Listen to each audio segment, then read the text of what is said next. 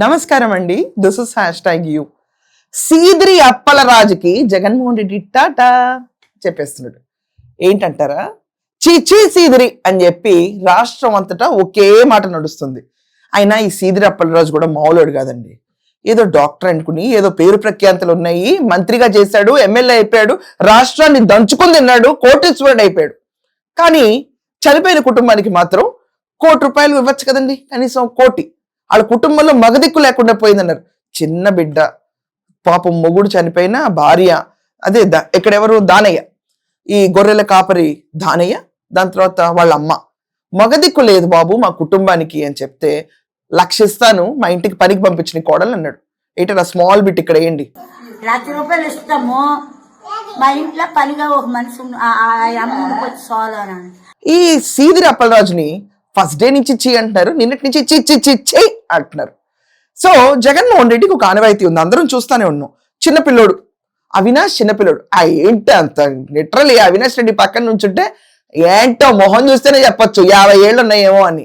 చిన్నపిల్లోడు అంట, మా అందరికన్నా చాలా చిన్నోడు అవినాష్, చాలా చాలా చిన్న పిల్లోడు.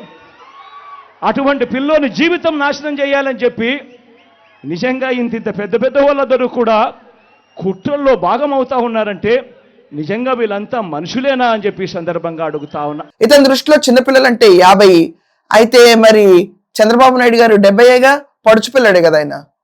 అక్కడ రాడు, అక్కడ ముసలాయన. వీళ్ళు ముసలితనం దగ్గరికి వెళ్తున్నారని ఒప్పుకోడు, వదిలేయండి. సో ఈ చిన్నపిల్లోడు ఏదో కర్మవశాత్తు బైక్ తోలితే అక్కడ గుద్దేస్తే ఇక్కడ మోటార్ సెక్షన్స్ పెడతారా అన్నాడు. మోటార్ సెక్షన్స్ ఏం పెట్టలా. సీదిరి అప్పలరాజు కొడుకు 18 ఏళ్ల పిల్లోడు బైకు తోలుతా ఉండి కర్మవశాత్తు బైకు తోలుతా ఉండి ఎవరిలో గుద్ది బైకు తోలుతా ఉండి ఒక మనిషి చనిపోయాడు.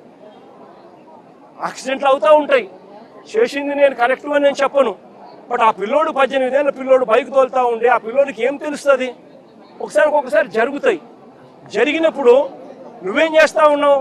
ప్రభుత్వం ఏం చేసిందో తెలుసా? ఆ సీదిరి అప్పలరాజు కొడుకును మర్డర్ కేసులో హోమిసైడ్ సెక్షన్ పెట్టి ఇరికించాలని ప్రయత్నం చేసింది. హిట్ అండ్ రన్ కేసు ఇతనిపై నమోదైంది. అండ్ ఇది కాకుండా అతనికి మొన్నే ఫిబ్రవరిలో మేజర్ అయ్యాడు. ఇక్కడ సీదిరి అప్పలరాజుకి ఈ రోజు అరెస్ట్ చుట్టూ డ్రామా చేశాడండి. ముందు మా అబ్బాయి కాదు ఇంకొక అబ్బాయి అని చెప్పి అక్కడ పెట్టాడు, ఇతనే గుద్దేశాడని చెప్పి. పోలీసులు కూడా అప్పుడు పెద్దగా పట్టించుకోవాలి, అదేంటో వింత. తర్వాత నెక్స్ట్ డే ఒక 2 days తర్వాత సీసీటీవీ ఫుటేజ్ బయటకు వచ్చింది. ఇతను పెట్రోల్ కొట్టించుకోవటం, అరే ఖాళీగా వెళ్తున్న అతన్ని గుద్దేశాడండి.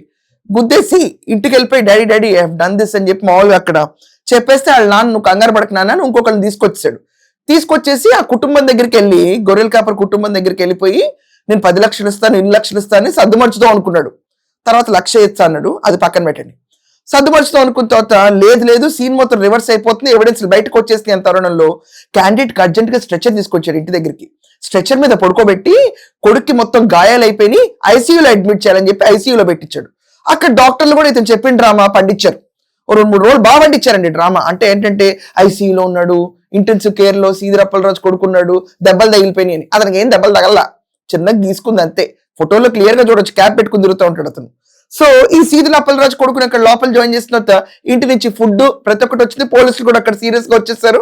వచ్చిన తర్వాత అతను డిశ్చార్జ్ అయిన టైంకి మళ్ళీ కింద స్ట్రెచర్ తీసుకొచ్చాడు సీదిరి అప్పలరాజు. డ్రామా మామూలుగా నడపలేదండి. ఆ డ్రామాలో ఇప్పుడు సీదిరి అప్పలరాజు పరిస్థితి చాలా దరిద్రంగా తయారైంది. ఒకటి చేత్కారం, అదైతే అతను ఖచ్చితంగా, అంటే ఎంత డర్టీ అఫెన్స్ అంటే ఇది లిటరల్లీ. అక్కడ గుద్దిని చంపినాడు ఒకడు కొడుకు, దాన్ని మొత్తం కాన్కాక్ట్ చేసి ఇంకో క్యాండిడేట్ ని పెడతా అన్నాడు. ఇది కాకుండా హాస్పిటల్లో ఇంటెన్సివ్ కేర్ యూనిట్ లో నా కొడుకున్నాడు, ఏదో పెద్ద జరగడం జరిగిపోయిందని హై డ్రామా క్రియేట్ చేద్దామని చూశాడు. మొత్తం అఫెన్స్ లో వాళ్ళ కొడుకు కంటే ఇతనిపైన ఎక్కువ శిక్ష పడుతుంది. కాన్కాక్టెడ్, టోటలీ కాన్కాక్టెడ్. ఈ కాన్కాక్షన్ గురించి జగన్మోహన్ రెడ్డికి ఏ ప్రాబ్లం ఉండదు. ఇప్పుడు ఎలాగైతే అవినాష్ రెడ్డి వెళ్ళిపోయి వివేకానంద రెడ్డి గారు బ్లడ్ తుడిసేసి కాన్కాక్ట్ చేశాడు, అక్కడ ప్రాబ్లం ఉండదు. ఈ సీదిరి అప్పలరాజు కొడుకు ఇతను కాకుండా ఇంకొకటి పెట్టిన విషయం గురించి కూడా మాట్లాడు. దమ్ము లేని వ్యక్తి ఈ జగన్మోహన్ రెడ్డి. ఈ రోజు పోలీసులు ఈ సీదిరి అప్పలరాజు ఎక్కడున్నారని ఎత్తుకుతున్నారు, నిన్నటి నుంచి ఎత్తుకుతున్నారు గట్టిగా, అరెస్ట్ చేసి లోపలేసేద్దామని. క్యాండిడేట్ దొరికితే లేట్ పడేస్తారు లోపల, మొహోటం ఏం లేదు ఈ విషయంలో. ఎందుకంటే రాష్ట్రం అంతా చూస్తుంది కేసుని, ఎలా వెళ్తుంది ఈ కేసు అని చెప్పి ప్రతి ఒక్కళ్ళు చూస్తారు. ఆ తరుణంలో ఒకవేళ సీదిరి అప్పలరాజు దొరికాడు అనుకోండి, లోపలేస్తే ఈ జగన్మోహన్ రెడ్డి రాడు. ఏం వస్తాడు, ఎవరి కోసం వస్తాడు, ఏమని చెప్తాడు వచ్చి? రాడు రాసు నమ్మితే ఇంకో వల్లభనేని వంశీ అవటం ఖాయం. రారు బయటికి, అందగాళ్ళ మిగిలిపోతారు జైలు లోపలికి వెళ్ళి. ఈ క్యాండిడేట్ ఈ సీదిరి అప్పలరాజు చంద్రబాబు నాయుడు గారి గురించి ఫ్లోర్ ఆఫ్ ద హౌస్ లో అధ్యక్ష, మన అసెంబ్లీలో డాక్టర్లు ఉంటారు ప్రాంగణంలోనే, పిలిపించండి, ఈయనకి మానసిక స్థితి సరిగ్గా లేదు అని చెప్పి వెక్కిలి వేషాలు వేసినాడు. ఇతని 10వ తరగతిలో హైయెస్ట్ మార్క్స్ వస్తే చంద్రబాబు నాయుడు గారు సర్టిఫికేట్ ఇచ్చాడు ఇతనికి. బుద్ధి జ్ఞానం మానసిక వైకల్యం కలిగిన ఇతన్ని అర్జెంట్ గా డాక్టర్ దగ్గర తీసుకెళ్ళాలి. ఈ రోజు నిజం నేను చెప్తుంది. ఆ రోజు నవ్వాడుగా జగన్మోహన్ రెడ్డి చంద్రబాబు నాయుడు గారు నట్టినప్పుడు. ఇతన్ని జగన్మోహన్ రెడ్డిని కూడా డాక్టర్ దగ్గర తీసుకెళ్ళాలి నా దృష్టిలో. చిన్నపిల్లోడు అని ప్రతి గడేకారిని చిన్నపిల్లోడు అంటాడు, గుద్దడం కామన్ అంటాడు, అసలు మెయిన్ ఫ్యాక్ట్స్ మాట్లాడు, అన్ని మర్చిపోతున్నాడు. కాబట్టి ఇతన్ని డాక్టర్ దగ్గర తీసుకెళ్ళాలి. అండ్ ఈ సీదిరి అప్పలరాజు ఉన్నాడు చూడండి, ప్రాపర్ డాక్టర్. ఎలా అంటే ఎలక్ట్రిక్ షాకులు ఇచ్చి కొట్టి దాని లోపల నర్వ్స్ లో నా కొడుకే చేశాడు అని చెప్పి నోట్లోంచి తీసుకొచ్చి స్టోరీ లైన్ మొత్తం డిస్క్రైబ్ చేసి బయట పెడితే సెట్ అవుతాయి నరాలన్నీ. ఇది పగతో చెప్పట్లా, కోపంతో చెప్పట్లా, అసహ్యంతో చెప్తున్నాను నేను ఈ మాట, పరమ అసహ్యంతో. చంద్రబాబు నాయుడు గారికి మానసిక స్థితి సరిగ్గా లేదంట.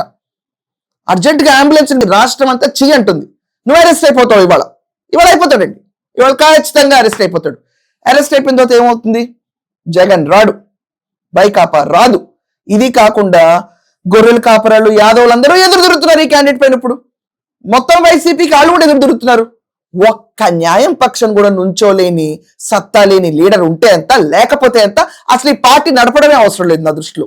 ఒక్క విషయంలో కూడా stamina less person Jaganmohan Reddy, stamina less person. Rajareddy రాజ్యాంగంలో చిన్నపిల్లోళ్ళు బైకులు గుద్దినా, గడేకారులు మర్డర్ ఎవిడెన్స్లు మార్చినా ఎలాంటి కేసులు ఉండవు అధ్యక్ష. సో ఆలోచించుకోండి. 2029లో ఈ రాజారెడ్డి రాజ్యాంగం రాసే జగన్మోహన్ రెడ్డిని తీసుకొస్తే విచ్చలవిడిగా హిట్ అండ్ రన్లు చేసుకోవచ్చు, ఎక్కడికక్కడ రప్పరప్ప పెట్టుకోవచ్చు. రాజారెడ్డి తాత ఏమేం చేశాడో, ఆ తాతగాని తాత ఏమేం నరికాడో మీరు కూడా అలాగే చేసుకుని జగన్మోహన్ రెడ్డి చూస్తూ ఉంటాడు. అలాంటి రాజకీయం కావాలనుకునే వాళ్ళు ఆంధ్రప్రదేశ్లో ఎవరు లేరు. ఏదో మాకు కావాలనుకున్నారా, మీ కర్మ మీరు రాసుకున్నట్టే. సో చెప్పండి, ఈ సీదిరి అరెస్ట్ అయితే జగన్మోహన్ రెడ్డి వచ్చి పోరాడతాడా? దీని గురించి కూడా కొంచెం కమెంట్స్ రాయండి. That's all for now. Thank you.